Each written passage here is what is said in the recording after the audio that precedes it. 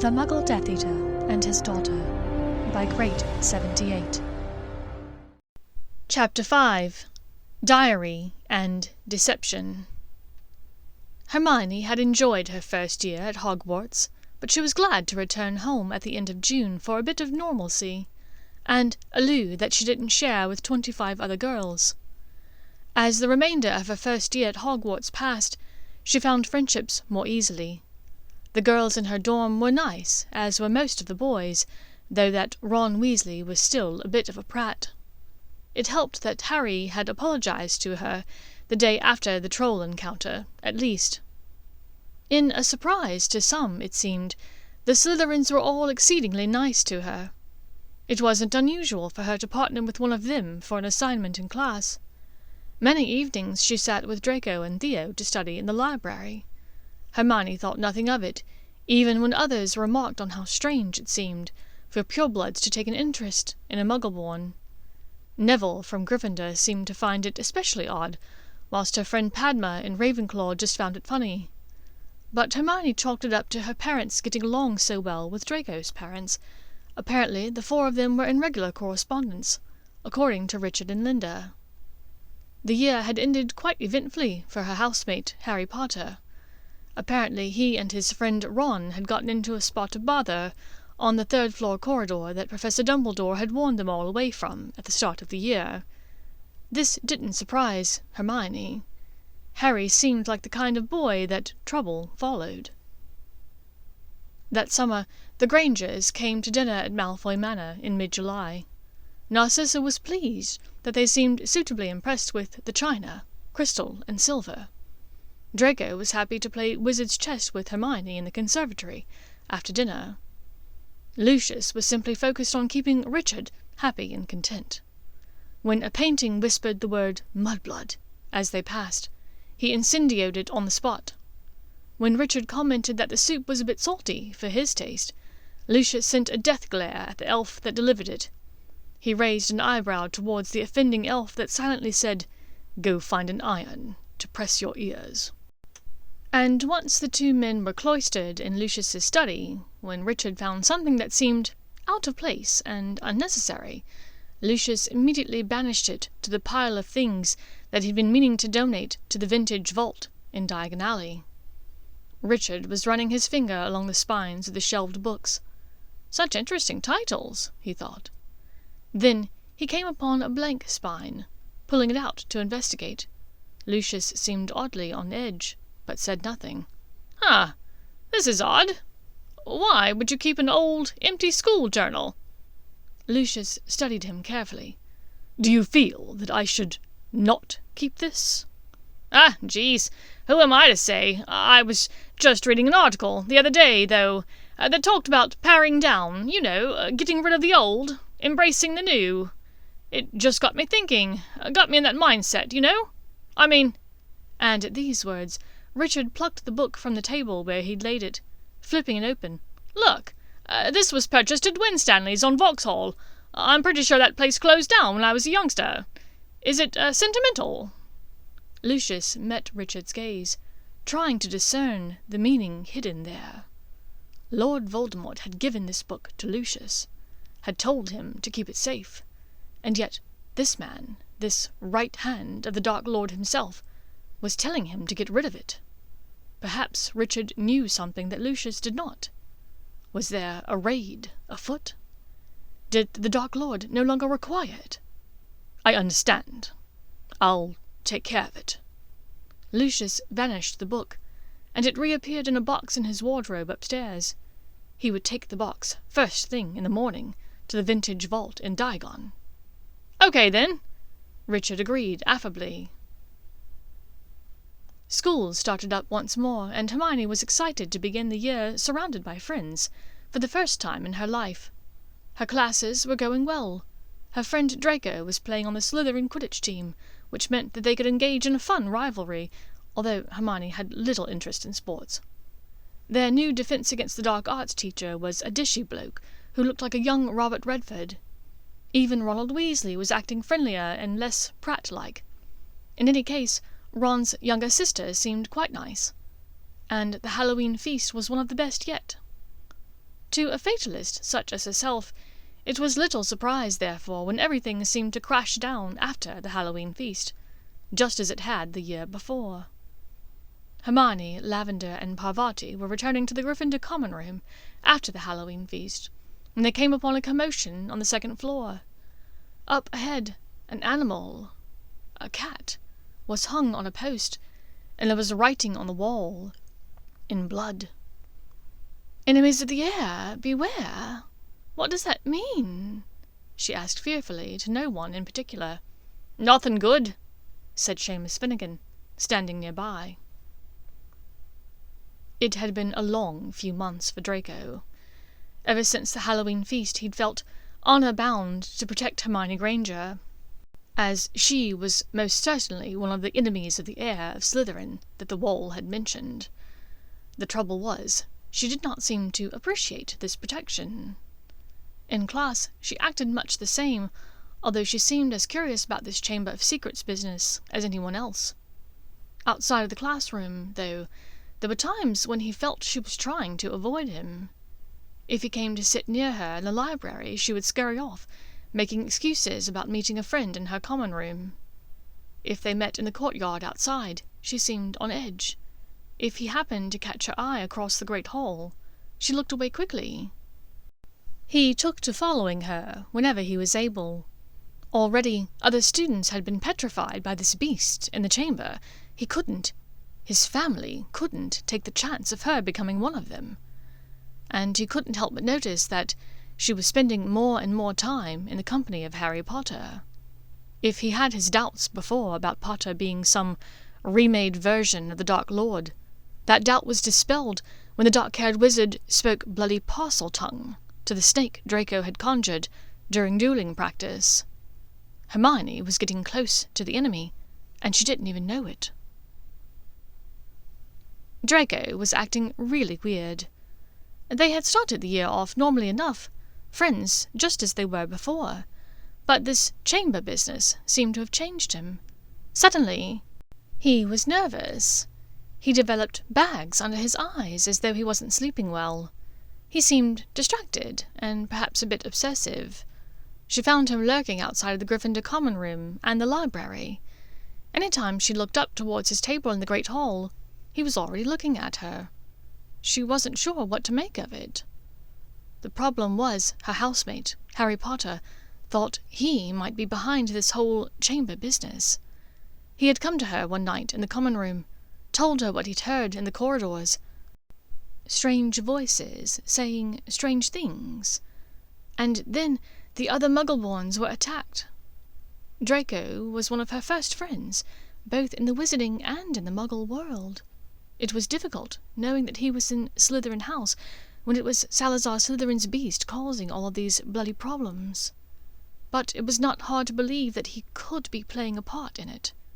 After all, even as a second year, he was a clear leader in Slytherin House, awarded the position of Seeker on the Quidditch team, near the top of the class, along with Hermione.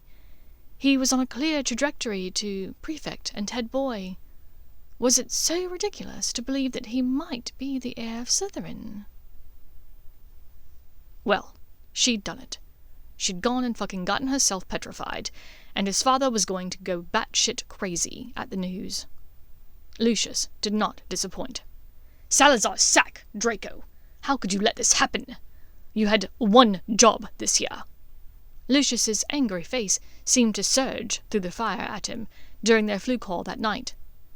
Draco considered telling his father that, in fact, he had several jobs: obtaining good grades, winning Quidditch games, ingratiating himself with his professors and peers. None of these should have included following a swotty Muggleborn who didn't seem to want him around.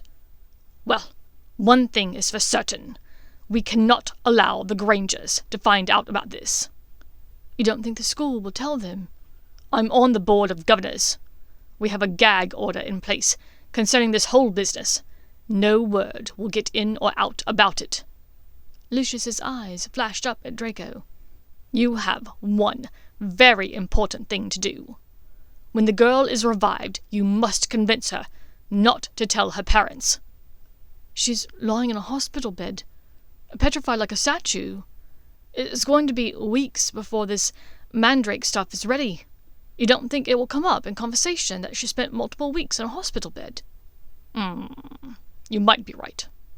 I wonder if we could consider obliviation of the entire school. Someone will eventually mention it to her, even if you obliviate her. You don't think someone will say, "Hey, remember that time that you were petrified for several weeks in second year?"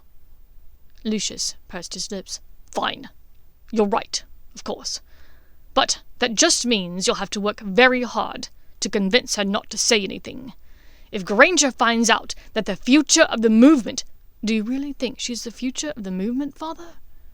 You yourself always referred to Muggleborns as mudblood. Do not use that word, particularly around her. I understand in the past we have allowed our language to wallow in the muck, one might say. We must elevate our way of thinking. These Muggles were chosen for a reason. They have something. Knowledge. A power. They know things. I told you about the raid, didn't I? Yes, I know. He told you to get rid of that book, and the Minister of Magic raided the manor a few weeks later. Draco looked hard at his father. You don't think that was just a coincidence? The Dark Lord does not put stock in coincidences, Draco, nor do I. So if Richard Granger tells me to do something, I will do it. Remember last year when he threatened my position on the Board of Governors of Hogwarts? Draco sighed. Yes, of course. Get your school under control. I understand. I'll impress upon her the need for secrecy. The Mandrake restorative draft had worked its magic, and Hermione and the other Muggleborns were back to normal. The middle of the night feast stretched into the wee hours, but Draco wasn't able to get a moment to talk with Hermione whilst they were still at Hogwarts. He found her on the train back to London, stopping by her compartment that she shared with several Gryffindors. Hermione, do you have a moment? Once in the corridor, they walked to the luggage storage area, settling atop a stack of trunks. I just wanted to check on you, make sure that you were all right, Draco began. That's kind of you.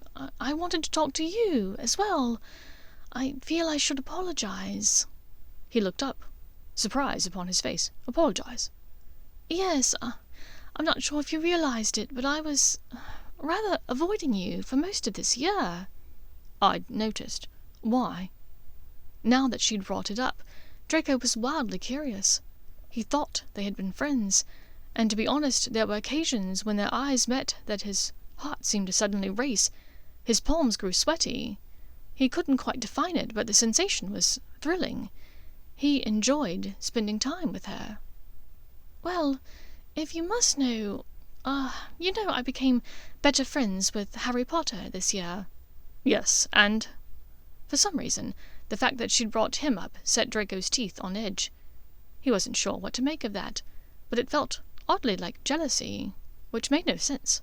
He had no reason to be jealous of Harry Potter. Well, Harry sort of had this theory. He thought you were the heir of Slytherin. She smiled slightly as she said it, and Draco found himself smiling back despite his angry disbelief. You're joking. And this whole time, I thought he was the heir of Slytherin. You did? The gleeful smile on her face was worth that confession, he thought. Yes, Granger. Despite what you might think, being a Parseltongue and facing down the Dark Lord generally cast one in a suspicious light in the wizarding world. Her eyebrows raised. Granger, am I now? He smiled. Sorry. You haven't been around as much this year, and a lot of the older Slytherins call you Granger. I suppose I got into the habit as well. I apologize, Hermione. It's all right. It makes me sound edgy. I kind of like it. Granger. It rhymes with danger, you know. And Danger is my middle name. Really? That seems odd. Why did your parents choose that? How unusual to advertise directly that your child might be a menace to society, he thought. I'm only joking, Malfoy. She laughed as his eyes widened at her use of his surname. What? Turn around is fair play. If I'm Granger, you should be Malfoy. He smiled again. "I suppose you're right. And I appreciate your apology. And I'm sorry for assuming the worst of Potter." "Well, you know what they say when you assume. You make an ass out of you and me." "Well spoken," Draco said solemnly. "I actually have something else to discuss with you. My father, he's on the Board of Governors for Hogwarts. He is concerned that word of the Chamber of Secrets will tarnish the reputation of the school." Hermione laughed. "I imagine he is. Having a bloodthirsty, murderous basilisk living below a school with hundreds of children can't be good public relations." "No, it isn't," Draco agreed. "And to that end, my father was hoping, he wanted me to ask if you wouldn't mind perhaps keeping this whole chamber business, the petrification, quiet. From your parents, I mean." Draco was rather uncomfortable now. Asking her to keep such a huge secret from her family was likely too much. She laughed again, longer this time. "Oh, Draco, there isn't a snowball's chance in hell that I am telling my parents about any of this." His mouth hung open, only for a moment before he asked, "Really? Why?" She gathered herself before answering. "If Mum or Dad find out about that snake, or about the fact that I spent weeks frozen in some weird suspended animation in the infirmary, they will never let me go back to that school." She looked at him firmly, taking in his disbelieving stare. "Believe me, Draco, my parents jumped through all kinds of hoops to adopt me. There is no chance that they would let me go there if they knew how truly dangerous Hogwarts is." Thank you for listening to this chapter of The Muggle Death Eater by Great 78.